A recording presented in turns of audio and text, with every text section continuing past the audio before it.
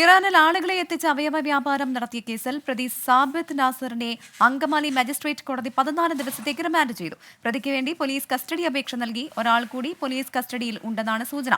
സബിത്ത് ഉൾപ്പെട്ട സംഘം 3 വർഷത്തിനിടെ 200ഓളം പേരെയാണ് തട്ടിപ്പിനിരയാക്കിയത്. സബിത്ത് മാത്രം ഒരു മലയാളി ഉൾപ്പെടെ 20 പേരെ ഇറാനിൽ എത്തിച്ചിട്ടുണ്ട്.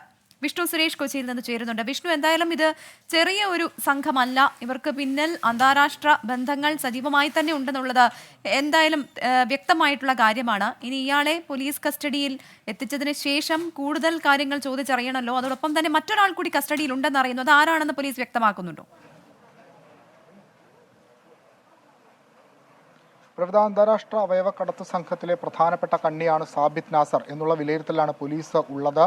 ഇന്നലെ സാബിത്തിനെ ചോദ്യം ചെയ്തതിൽ നിന്നാണ് ഏറ്റവും ഒടുവിൽ 20 പേരെ ഇറാനിലേക്ക് താൻ ഈ അവയവക്കടത്തുമായി ബന്ധപ്പെട്ട് അയച്ചിട്ടുണ്ട്. അതിൽ 19 ഉത്തരേന്ത്യക്കാരും ഒരു മലയാളിയും ഉണ്ട് എന്ന സാബിത്ത് മൊഴി നൽകിയത്. തുടർ ചോദ്യം ചെയ്യലുകൾ വേണം എന്നുള്ളതാണ് പോലീസിന്റെ ആവശ്യം. കസ്റ്റഡി അപേക്ഷ ഉടൻ സമർപ്പിക്കും. സാബിത്തിനെ ചോദ്യം ചെയ്യുന്നത് വഴി വലിയൊരു ശൃംഖലയിലേക്ക് എത്താനാകുമെന്ന പ്രതീക്ഷ പോലീസ് പങ്കുവെക്കുന്നുണ്ട്. നിലവിൽ സാബിത്തിന്റെ ഒരു കൂട്ടാളിയെ പോലീസ് കസ്റ്റഡിയിലെടുത്തിട്ടുണ്ട് എന്നുള്ളതാണ് ലഭിക്കുന്ന വിവരം. ആലുവ റൂറൽ പോലീസിന്റെ നേതൃത്വത്തിലാണ് കേസ് അന്വേഷിക്കുന്നത്. ഒപ്പം ഇന്ന് നിലവിൽ സാബിത്തിനെ അല്പസമയം മുമ്പാണ് റിമാൻഡ് ചെയ്തത്. 14 ദിവസത്തേക്ക് റിമാൻഡ് ചെയ്തിരിക്കുന്നു. വീണ്ടും കസ്റ്റഡിയിൽ വാങ്ങി ചോദ്യം ചെയ്യും. ഇയാൾ ഏതെങ്കിലും തരത്തിൽ മറ്റ് കേസുകൾ ഉൾപ്പെട്ടിട്ടുണ്ടോ എന്ന പരിശോധനയും പോലീസിന്റെ ഭാഗത്ത് നിന്ന് ആരംഭിച്ചിട്ടുണ്ട്. ഇന്നലെ വൈകിട്ടോടുകൂടി വിമാനത്താവളത്തിൽ നിന്നാണ് സാബിത്തിനെ പിടികൂടിയത്. ആ ഘട്ടത്തിൽ ഇതൊരു വലിയ ശൃംഖലയാണ്, അവയവ കടത്ത് ശൃംഖലയാണെന്നെല്ലാം പോലീസ് കരുതിയിരുന്നത്. എന്നാൽ കരുതിയതിനെല്ലാം അപ്പുറത്താണ് ഈ കണ്ടെത്തലുകളിലേക്ക് എത്തിച്ചേരുന്നതെന്നാണ് പോലീസിൽ നിന്ന് ലഭിക്കുന്ന വിവരം. ഏകദേശം 200-ലധികം ആളുകളെ സാബിത്തടങ്ങുന്ന സംഘം കഴിഞ്ഞ 3 വർഷത്തിൽ നിന്ന് ഇന്ത്യയിൽ നിന്ന് കടത്തിയിട്ടുണ്ട്. പ്രധാനമായും ഉത്തരേന്ത്യക്കാരെയും സ്ത്രീകളെയുമാണ്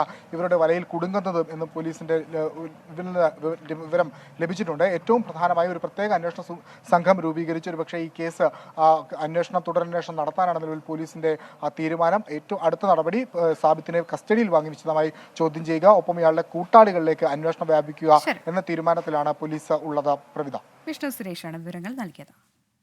ലോകത്തെവിടെയായാലും ഏത് സമയത്തും 24 വാർത്തകളും ഓഗ്മെന്റഡ് റിയാലിറ്റി പാക്കേജുകളും എക്സ്പ്ലെയിനറുകളും വിശദമായി കാണാൻ ഞങ്ങളുടെ യൂട്യൂബ് ചാനൽ നിങ്ങൾക്ക് സബ്സ്ക്രൈബ് ചെയ്യാം.